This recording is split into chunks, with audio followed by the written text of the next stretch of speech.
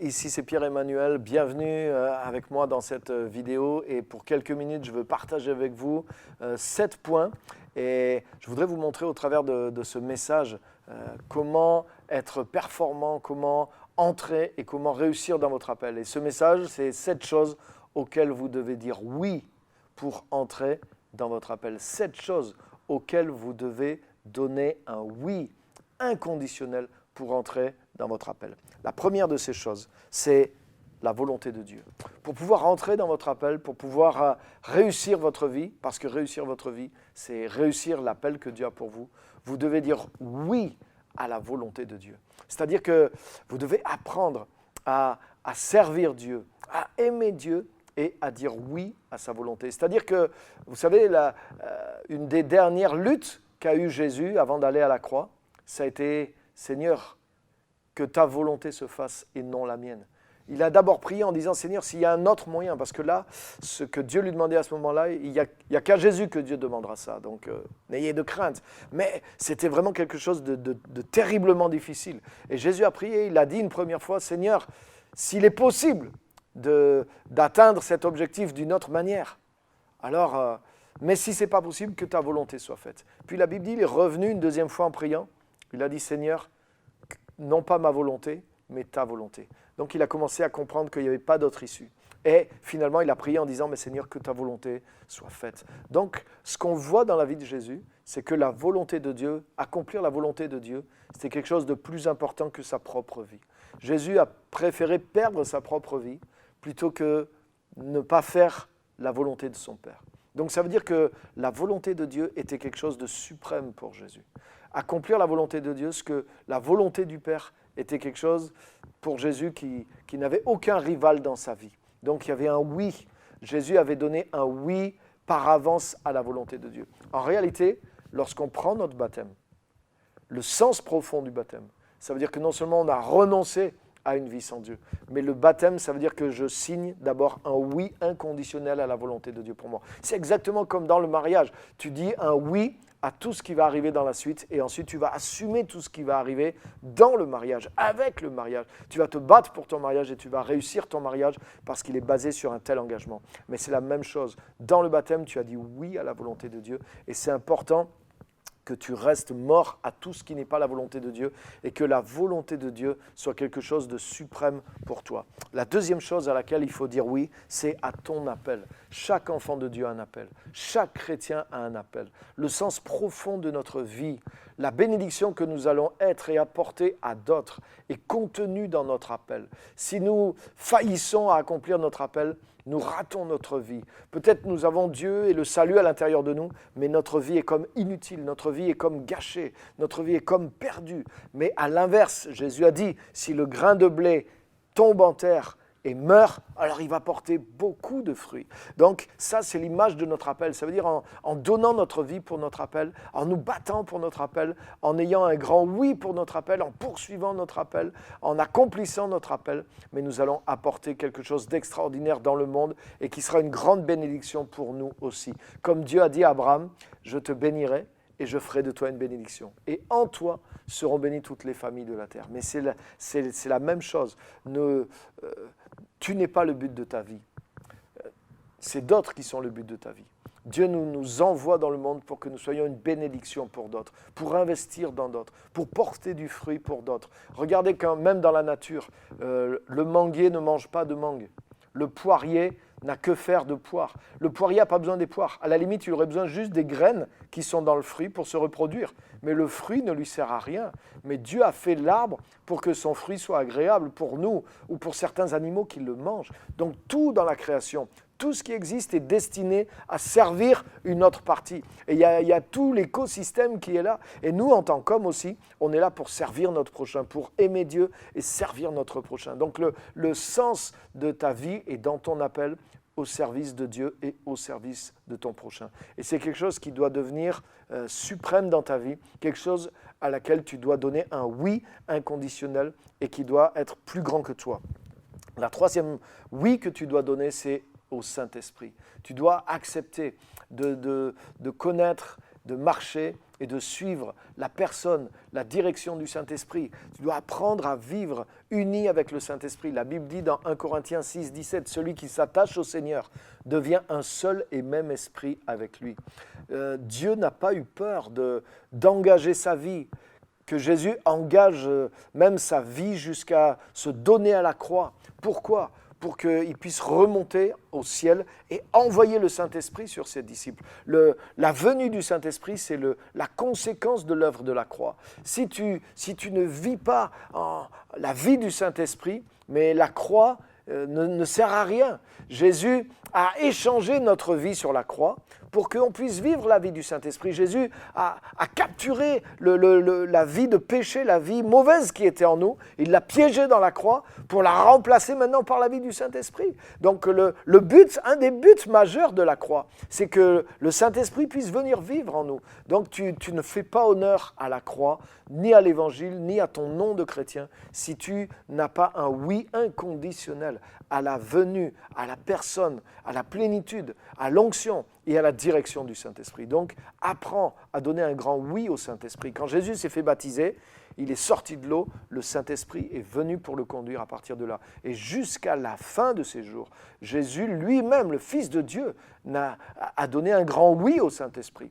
Et c'est par le Saint-Esprit qu'il a accompli les choses qu'il a faites. Avant la venue du Saint-Esprit, je suis désolé, jusqu'à l'âge de 30 ans, Jésus n'a fait aucun miracle. Jésus n'a pas accompli la volonté de Dieu d'une manière significative jusqu'à l'âge de 30 ans. Mais à partir de 30 ans, par la puissance du Saint-Esprit, parce qu'il a embrassé la personne et la cause du Saint-Esprit, il a dit ce oui inconditionnel, il est devenu le Jésus avec qui nous parlons et que nous servons. Donc, tu dois dire ce oui au Saint-Esprit. La quatrième chose, c'est dire oui à la vérité. Ça, c'est tellement important. Paul dit que certains ne sont pas sauvés, ne seront pas sauvés parce qu'ils n'ont pas eu l'amour de la vérité. Il dit ça dans les Thessaloniciens. Et c'est tellement important. Parce que des chrétiens, des fois, deviennent un peu religieux. Ils aiment tout ce qui, voilà, alléluia, l'église, la prière, la Bible, l'offrande, les petits rituels chrétiens.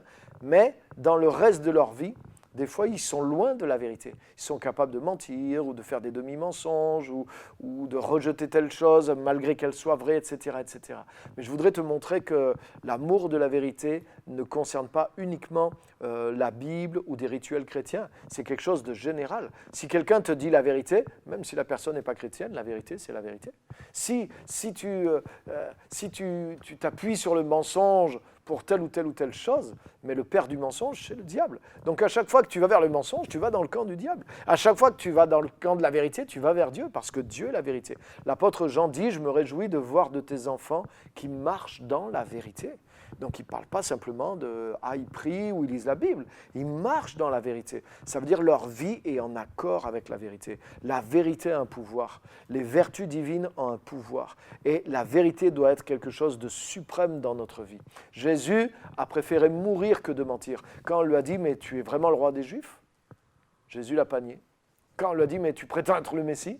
Jésus l'a pas nié, il a dit oui, je le suis. Et vous verrez le Fils de l'homme debout à la droite de Dieu. Quand il a dit ça, le souverain sacrificateur a déchiré ses vêtements. Il a dit, il a blasphémé devant nous. C'est sa propre condamnation à mort. Et Jésus le savait. Jésus savait qu'en disant la vérité sur lui, il allait signer sa condamnation à mort. Mais il préférait mourir et dire la vérité plutôt que de mentir sur lui-même. Donc Jésus lui-même était soumis à la vérité. Il aimait la vérité. Il servait la vérité. Donc la vérité doit être quelque chose qui est supérieur à nous, quelque chose à laquelle on doit dire oui tout le temps dans notre vie, même quand ça nous dérange. D'ailleurs, quand on rentre dans la vie chrétienne, on rentre par la repentance.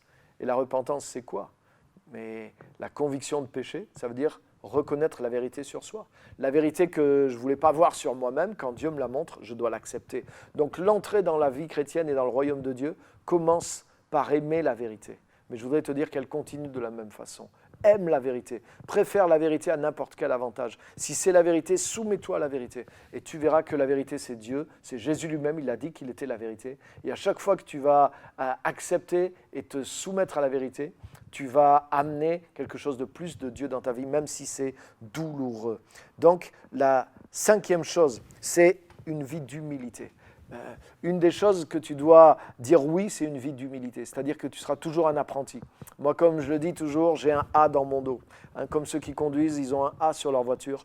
Moi, j'ai un A dans mon dos jusqu'à la fin de ma vie. Et je ne veux jamais enlever ce A. Je suis un apprenti. Je suis quelqu'un qui apprend de Jésus-Christ jusqu'à la fin de ma vie. J'ai compris que l'humilité, c'est ce qui me permet de grandir. Ma mesure d'humilité égale ma mesure de gloire. La Bible dit, humiliez-vous sous la main puissante de Dieu afin qu'il vous élève au temps convenable. Si tu te mets sous la main de Dieu, mais il y a un moment, la main de Dieu va se mettre sous toi et elle va t'élever. Donc la mesure de la gloire de Dieu dans ta vie, elle vient de la mesure d'humilité que tu manifestes quand tu marches avec Dieu. Dieu résiste aux orgueilleux, mais il fait grâce aux humbles. La Bible dit que l'humilité précède la gloire. Il y a une traduction qui dit, avant d'être élevé, il faut savoir être humble.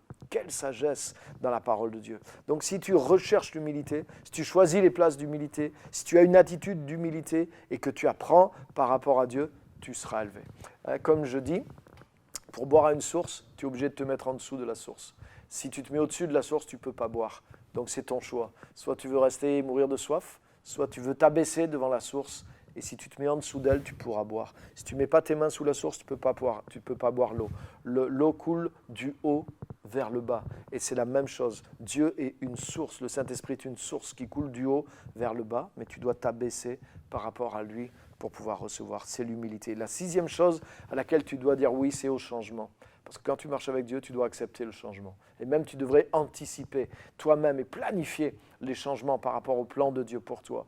Mais si tu ne veux pas changer, si tu veux rester comme tu es, si tu ne veux pas que ta situation change, si tu te rebelles au changement, ça va être difficile pour Dieu de te conduire.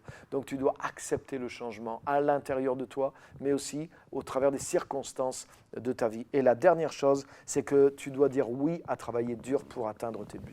Et ça, c'est quelque chose dont je pense que l'Église a vraiment besoin d'entendre et qui n'est pas prêché, pratiquement pas, et qui doit être prêché régulièrement. Paul va même jusqu'à dire cette parole qui est choquante aujourd'hui. Il dit, si quelqu'un ne veut pas travailler, qu'il ne mange pas non plus. Oh, plus personne n'ose prêcher ça aujourd'hui. Hein? Mais c'était une réalité dans l'époque biblique. Hein. Et quand il parle aux Thessaloniciens, il a dit, j'apprends qu'il y en a plusieurs qui s'occupent des affaires des autres, qui se mêlent de ce qui ne leur regarde pas, au lieu de travailler à leurs propres affaires. Dites à ces gens-là d'arrêter de vivre dans le désordre et de mettre de l'ordre. Donc ça veut dire que le fait de travailler, je ne parle pas forcément, même si tu cherches même si tu n'avais pas un emploi rémunéré, tu peux travailler. Tu peux être actif en attendant de trouver un emploi qui paye, mais tu peux travailler. Travaille, fais quelque chose, sois productif parce que c'est la volonté de Dieu. Tu te détruis toi-même si tu ne travailles pas. Si tu n'es pas actif, si tu n'es pas productif, tu te détruis toi-même. Le travail est une bénédiction de Dieu. Dieu a travaillé lui-même et il y a quelque chose d'extraordinaire qui se passe quand tu travailles et tu dois découvrir cette clé qu'est le travail. Mais quand tu veux, en tout cas, voir la volonté de Dieu s'accomplir dans ta vie, il te faut travailler et travailler dur pour cet accomplissement-là. Jésus a dit, il nous faut travailler tant qu'il fait jour. Donc voilà 7 choses auxquelles il te faut dire oui et que Dieu t'encourage et te bénisse au travers de ces points.